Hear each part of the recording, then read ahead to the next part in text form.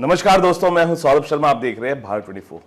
दोस्तों, जिस फिल्म के लोगों से आपको मिलाने जा रहा हूं, उस फिल्म के लिए एक ही बात कहना चाहूँगा कि एक अच्छी फैमिली साथ रहने से नहीं, हमेशा साथ जीने से बनती है। और बिनियन फैमिली एक ऐसी फिल्म है और उससे जुड़े लोग आज मेरे साथ मौजूद हैं। आप सभी का बहुत बहुत स्वागत है बैठो। Thank you Saurabh. Thank you sir, Rajesh sir, आपसे शुरुआत करता हूँ। From Haddi to Binny and family, so do you think कि आपका रिसाइकल वर्जन अभी हम देख पा रहे हैं? रिसाइकल, अच्छा, तुम तो एकदम ही मतलब रिडंडेंट बना दिया हमको। नहीं, रिसाइकल नहीं। I think you are seeing a complete new version of my 2.0 2.0 because I think कि एक पर्टिकुलर किरदार के शैडो में आप बहुत लंबा मैं जी गया और अब उस किरदार से अलग कुछ करने का मौका इन सब फिल्मों में मिल रहा है। So this is bringing new thing from my side also. और शायद ये जितनी लर्निंग हुई है, जितने एक्सपीरियंसेस हुए हैं लाइफ में, अब उसको सही एक दिशा और एक सही प्लेटफॉर्म मिल रहा है जहाँ पे आप अलग अलग नए किरदारों को एक्सप्लोर कर रहे हैं। तो विनय ही राजेश है? हाँ, ये तो मैं कह सकता हूँ। यहाँ पे तो मैंने एक्टिंग नहीं की। अगर एक्टिंग करता तो खराब हो जाता। बहुत सारे वर्जन्स हैं आपके किरदार में जो आपसे मेल खाते जी, जी, हैं, जी, रिफ्लेक्ट करते हैं आपकी असली जिंदगी में। और सबसे बड़ा जो रिफ्लेक्शन है वो बिहार है। बिहार तो हाँ, और बिहार से जुड़ी जो परंपरा है, वहाँ का जो कल्चर है। इनफैक्ट संजय जी और हम दोनों ही बिहार से हैं और इसलिए आप में भी बहुत चीज़ कॉमन है। बहुत चीज़ कॉमन है। और ऐसा ये था भी कि हमारे स्क्रिप्ट में कि बहुत कुछ इन्हें कहने की ज़रूरत नहीं पड़ी मुझे कि, और बहुत कुछ मुझे भी ऐसा लगा कि we have understood each other. तो somewhere I was playing him and this whole Vinay was played by him. आपके और चारों के में भी एक चीज़ मेरे को कॉमन ये लगी कि हालांकि आप पीएम प्ले करने वाले हैं और वो पीएम प्ले कर चुकी हैं। अरे सो कभी डिस्कस होता है पाकिस्तान के पीएम और इंडिया के पीएम में? एक्चुअली ये डिस्कशन तो नहीं हुआ। One discussion we still have to have, I Rajesh. think that PM can only happen with 8 PM.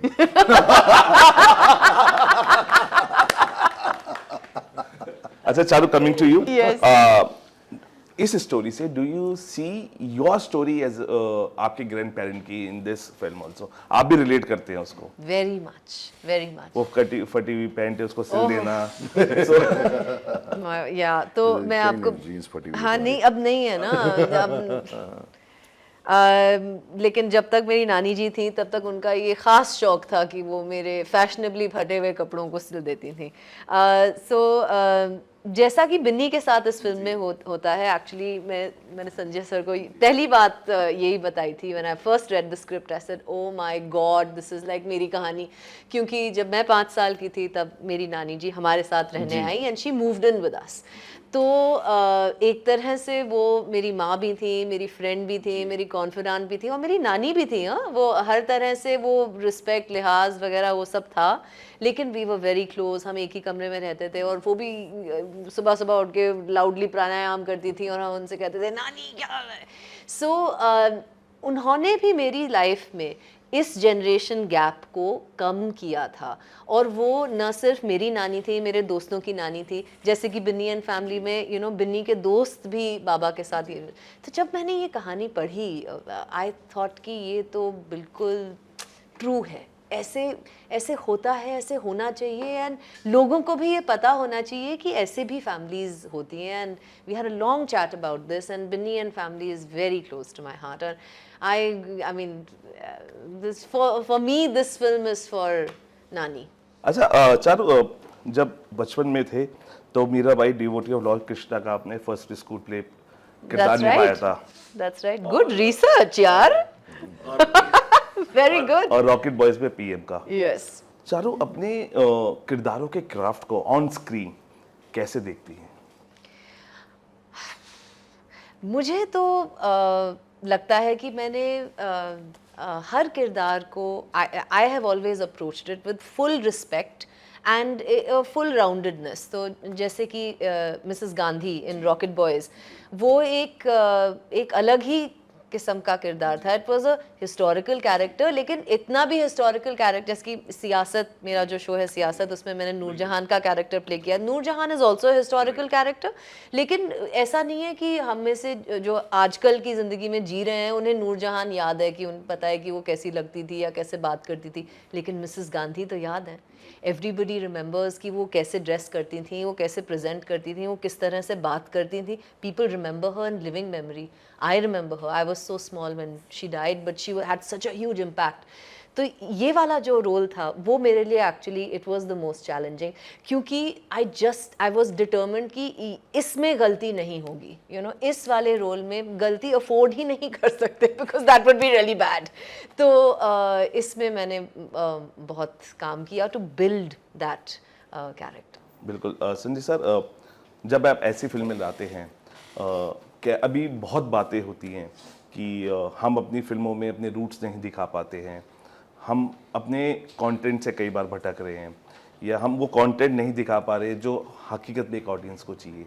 लेकिन जब आप एक ऐसा कंटेंट लाते हैं जब फैमिली होती है, ऑडियंस भी उसी फैमिली का एक हिस्सा है, आप बांधते हैं उस फैमिली को, एक साथ बैठते हैं.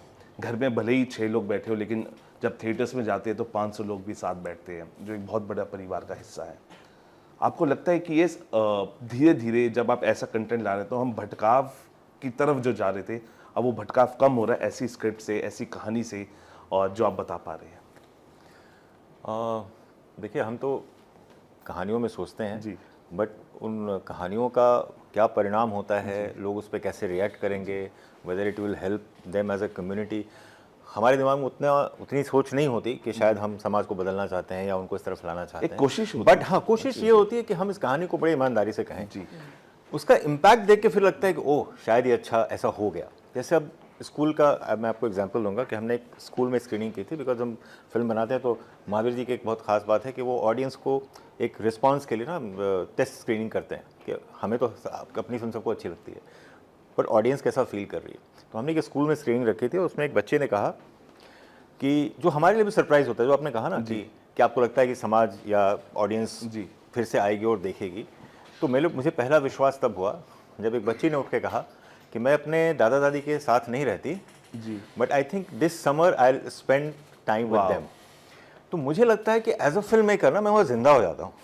मैंने बोला यार ठीक है, कहानी तो हम सब कहते हैं, अगर वो कहानी कहीं की तरह पहुँच पाती है और उसको 1% भी इस बात को सोचने पर मजबूर करती है. और फिर स्कूल के प्रिंसिपल्स ने बताया हमें कि ये चीज़ हम अपने बच्चों को नहीं समझा पाते क्योंकि वो मॉरल साइंस का लेक्चर हो जाता है, बट जब वो कहानी में आती है तो हमारी भी आँख खुली. हमने ये सोच के नहीं बनाया था कि हम बनाएंगे और कहीं स्क्रीनिंग करें कोई बच्चा उठ कैसा बोलेगा, या हमें बुलवाना था, बट हमने कहानी उस शिद्दत से कही, फिर वो समाज और दर्शक फिर उसको लेके जाते हैं.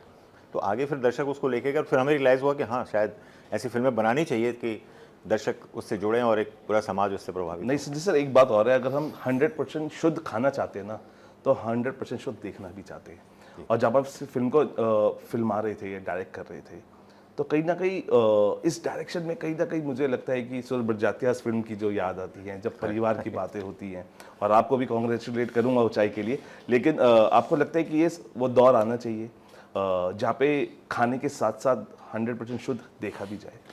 बिल्कुल, आई पर्सनली बिलीव, बिकॉज मुझे लगता है हर निर्देशक या हर राइटर के अंदर एक दर्शक भी होता है.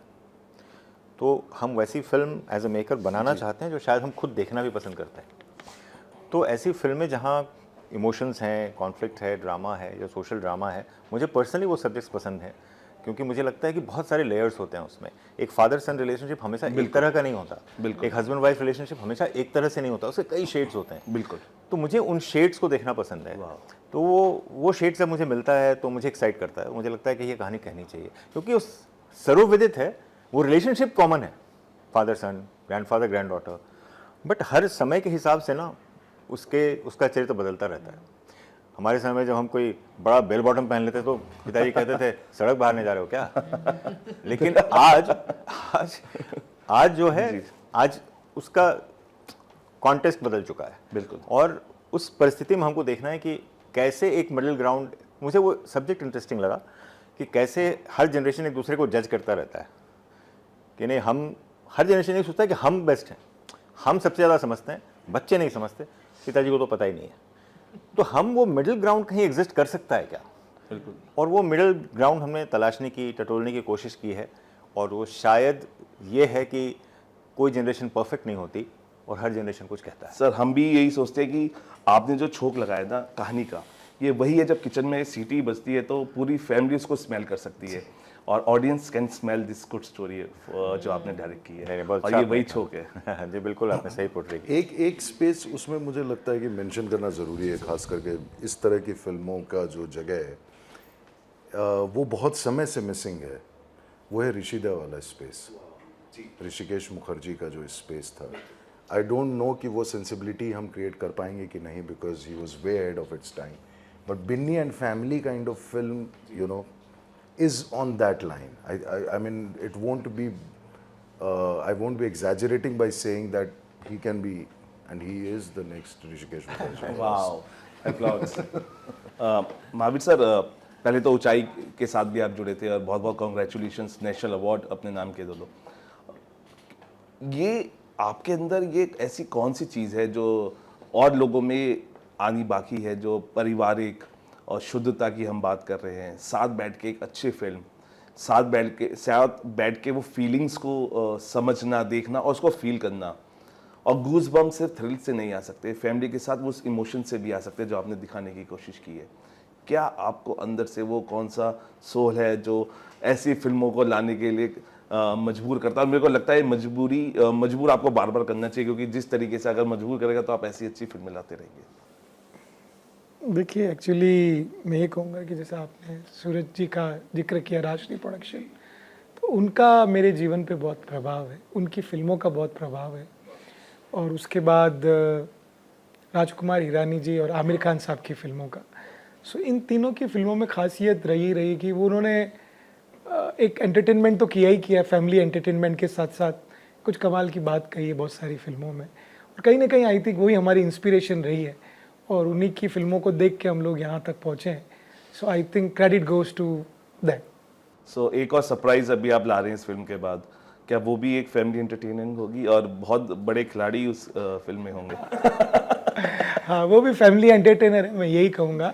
हाँ, वो भी फैमिली एंटरटेनर। हम लोग चाहते हैं कि हम वो फिल्म बनाएं जो पूरा परिवार साथ में बैठ के देख सके। देखो, हर सिक्के के दो पहलू होते हैं, हम उस पहलू को छूना चाहते हैं, जैसे जिसने राष्ट्रीय प्रोडक्शन ने जिसको छुआ, राजू हिरानी जी ने जिसको छुआ, या आमिर खान ने जिनको छुआ, संजय सर जिस तरीके की फिल्में बना रहे हैं, हम चाहते हैं कि उस सिनेमा से हमको ज़्यादा एक सेल्फ सेटिस्फेक्शन मिलता है। हमको लगता है सिर्फ पैसा कमाना can not be the reason to be part of this industry, तो फिर तो हम शेयर मार्केट में और टेक्सटाइल के बिजनेस में ज़्यादा बेटर होते हैं, है ना। हम यहाँ आए हैं तो हमें पता है इस मीडियम का इन्फ्लुएंस बहुत बड़ा है।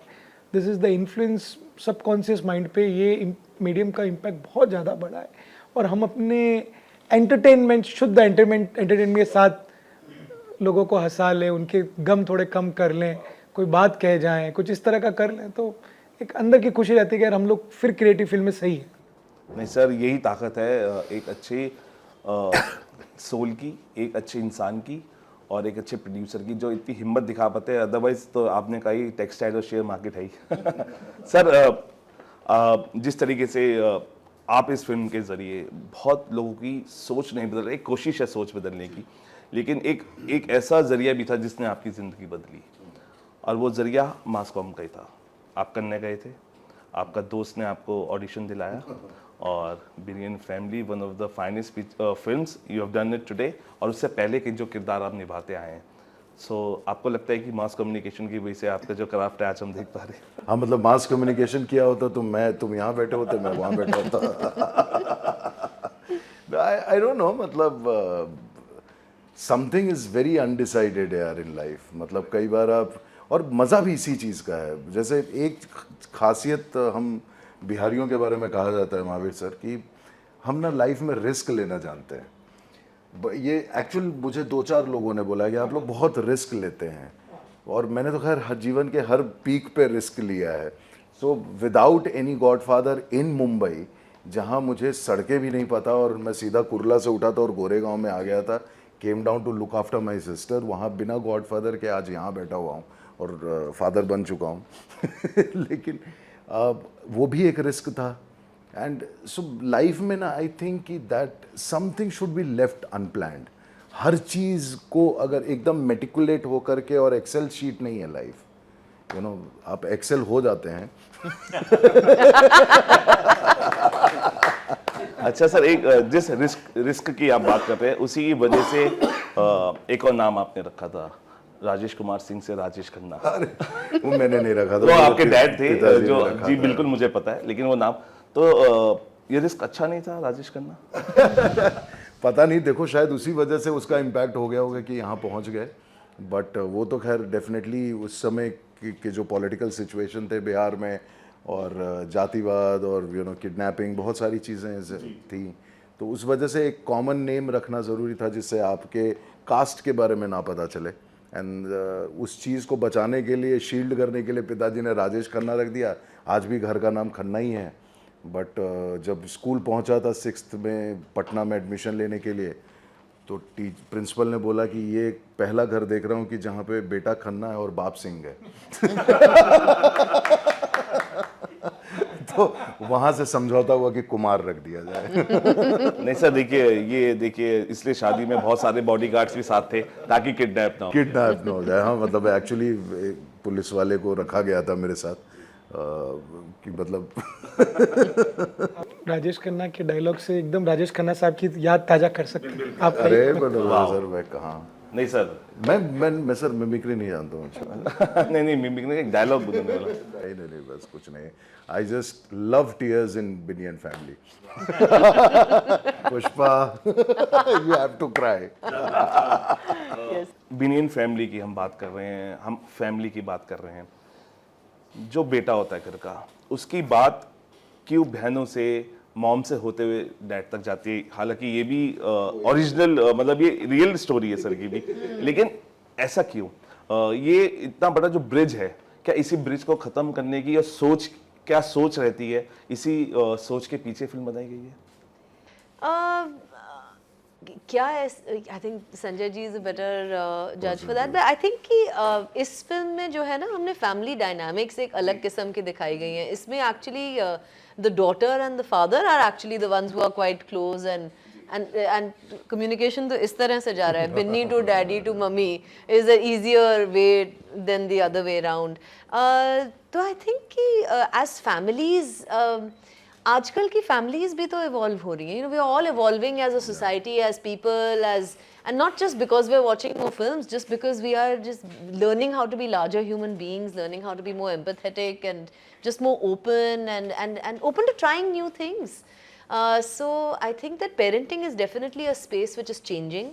Aajkal ke parents, you know, they want to do something different from the product of parenting that we were, and so on and so forth. So there's definitely a big change in the right direction, and चाहे वो बेटा हो या बेटी हो या mother हो या फादर हो, या तो कम्युनिकेशन इज द की ना, like just open empathetic communication. Just अगर कुछ कहना हो तो कहो, यू नो, झिझकना नहीं है। उसमें एक लेजेंडरी लाइन ऐड करूं? अभी करिए ना please, you must. To evolve as a family you have to dissolve in a family. Oh, I love it, thank you family. Charu ji, देखिए न्यू चैलेंजेस की बात करी आपने, राधिका के चैलेंजेस की बात करी, लेकिन चारू के जो चैलेंजेस है वो है मार्शल आर्ट्स और हॉरर फिल्म्स को आप ट्राई करना चाहते हैं। आपकी रिसर्च बहुत पक्की है, एंड यस, मैं तो हर इंटरव्यू में कहती हूँ कि बिकॉज दे आस्क मी कि आपका ड्रीम रोल क्या है, I am like martial arts की फिल्म। पहले आप डरना चाहते फिर डराना चाहते हैं? सी हॉरर में ना किसी ने मुझे कास्ट ही नहीं किया। मैं तो बहुत चाहती हूँ कि मैंने ऑडिशन भी दिया है बाय द वे, नागिन लिया नहीं यार, they didn't take me, can you, I was so good, मैंने TV बड़ी, सीरियल जो नागिन, हाँ, I was like नहीं बहुत ट्राई किया मैंने, they said नहीं मैम आप नागिन नहीं लगती, ऐसे पे लग सकती हूँ, give me a chance, I can do और it। हॉरर में तो ये हो जाएगा, इसको देख करके हाय ऐसी डायन चाहिए। पता चला सारे घर वाले कह रहे हैं बहू हो तो ऐसी डायन जैसी। No, don't listen to them. Don't listen to them. I am very good at horror. Okay, I am very scary and martial arts because you know मेरा मेरा बैकग्राउंड डांस में रहा है and dance and martial arts has been my training और fitness से आप जुड़े हुए हैं। फिटनेस से मैं आज तक जुड़ी हुई हूँ and in fact now I am working more towards prenatal and postnatal fitness and into women's health and I would love the opportunity to just do and kick someone and they go flying across the room. That's my dream role. वाह Sanjay sir, क्योंकि ये debut film है अंजनी की और हमने देखा trailer launch पे वरुण धवन भी आए तो उन्होंने बोला कि ये फिल्म सिर्फ धवंस की वजह से अंजनी को नहीं मिली, ये इनकी काबिलियत थी। तो क्या अंजनी के भी ऑडिशंस हुए थे और किस तरीके से प्रोसेस था? बिकॉज लोगों को ये नहीं पता, लोग ये सोचते हैं कि ये धवंस की रिश्तेदार हैं तो इसलिए फिल्म मिल गई होगी, क्योंकि ये थॉट प्रोसेस है। लेकिन what all you have to say कि अगर कोई टैलेंटेड है वो ऑडिशन देगा और अच्छी फिल्म मिलेगी। बिल्कुल। पहली बात तो अंजनी की भी बाकी लड़कियों की तरह ऑडिशंस आए थे जी। और जब मैंने ऑडिशन देखा तो मुझे पता भी नहीं था कि वो कौन है जी, क्योंकि उसमें नाम नहीं लिखा हुआ था। मुझे बस कास्टिंग एजेंसी डायरेक्टर ने मुझे ऑडिशंस दिखाए जी। और उसमें ये 2-3 हमने शॉर्टलिस्ट किए, उसमें से ये भी थी and then we had a discussion and script पढ़ के आई थी, वो तैयारी करके आई थी। उसने कई अहम सवाल पूछे बिनी के पॉइंट ऑफ व्यू से और फिर हमने एक प्रॉपर वर्कशॉप किया और उसके बाद मुझे लगा कि यार ये लड़की तो बिनी ही है और जो उसने साबित भी किया। और बाद में मुझे पता चला कि ये अनिल धवन जी के ग्रैंड डॉटर है एंड हेंस वरुण धवन्स नीस, वो बाद में पता चला मुझे। तो ऐसा नहीं था कि हमने कुछ सोच के कास्ट किया। She is talented, she deserves it. तो मुझे नहीं लगता है किसी को इसलिए सिर्फ डिबार किया जाना चाहिए कि अरे वो फैमिली फिल्म फैमिली से आती है। महावीर सर, मैंने किरण मैम से भी पूछा था कि ऑस्कर्स की क्या तैयारियां हैं, क्योंकि फिल्म इतनी खूबसूरत थी और वो खूबसूरती उनके किरदार बयां कर रहे थे फिल्म के अंदर। ऐसे ही ये भी एक खूबसूरत फिल्म है और इसकी जो किरदार है वो उसको बयां कर रहे हैं। क्या तैयारी है अगर इसको आप सबमिशन करेंगे? मेरा वीजा लगा हुआ I also want to know the answer to this question. है, हाँ ये है, सांस्कृतिक नहीं चलता। है। अपने हाथ में नहीं है ये सब, तो ऊपर वाले सबमिशन अपने हाथ में। मैंने उनसे लास्ट ईयर पूछा था, देखिए वो अभी चली गई है, तो मुझे लगता है गुड लक अगर मैं कहीं दे सकता हूँ तो इस फिल्म के साथ साथ। मुंह में घी शक्कर अभी लॉल से देखो हो जाए तो बहुत अच्छी बात है। कोई फिल्म में बहुत कमाल की बात है और कमाल की दिल को छूती है एंड ऑडियंस का जो प्यार मिल रहा है वो तो सबसे बड़ा रिवॉर्ड है, हम सबको लगता है। और जो बाकी मिल जाए वो सब एडिशनल बोनस है। Would be very happy. बिल्कुल सर, जाते जाते एक अच्छे करियर को चलते हुए आप जब छोड़ के फार्मिंग करते हैं उसके बाद खूबसूरती से वापस आते हैं, कहते हैं ना कि फटा पोस्टर निकला हीरो, तो वही वाला सीन है कि एकदम धमाका and all. So how do you see this? अब जो किरदार मिल रहे हैं, चाहे वो कोटा फैक्ट्री के हो, चाहे वो हड्डी के हो, बिनियन फैमिली के हो, अलग अलग किरदार है, अलग अलग आपके जो क्राउन में हीरे लगते जा रहे हैं। ये बिनियन फैमिली वाले राजेश हैं, ये कोटा फैक्ट्री वाले राजेश हैं। तो ये जो क्राउन्स लग रहे हैं, मेडल्स लग रहे हैं, you're enjoying this? I am absolutely enjoying and thanks to the makers who are having this confidence in me कि मैं उन किरदारों को जस्टिफाई कर पा रहा हूँ जिनके लिए वो मुझे सेलेक्ट कर रहे हैं।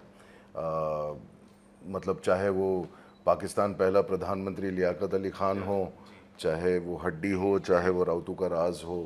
सो लगभग 11 अलग अलग किरदार पिछले 2-2.5 साल में किए हैं and that is because people are accepting as well as the makers are now ready to experiment with me, so I am enjoying that phase. Mother is not a mother का जो रोल है, it's not a stock role now. What all you have to say? No, not at all. Not at all. It never was. It was unfortunately portrayed that way, but it never was. Mothers are very interesting people with full lives, and we need to respect that. Thank you talking to सबको। और जाते जाते हम यही कहेंगे, दौलत तो कोई भी कमा सकता है, दौलत तो कोई इंसान भी कमा सकता है, लेकिन खुशनसीब वही होता है जो परिवार कमा लेता है। और इस फिल्म से बिनियन फैमिली वही दौलत कमा रही है जो आप ऑडियंस के तौर पे उन्हें देख रहे हैं। यही दौलत है और मैं कहता हूँ कि ये दौलत के जो खजाने भरा रहे हमेशा से ही। और संजय सर और महावीर सर जिस तरीके की क्राफ्ट लेके आ रहे हैं, वो क्राफ्ट मुझे लगता है उसकी सख्त ज़रूरत है। और एक शुद्धता के साथ जो ये क्राफ्ट परोसा जाता है, उस शुद्धता के साथ आप उसे जाके देखिएगी। फिलहाल अभी के लिए इतने ही, आप बने रहिए भारत 24 के साथ।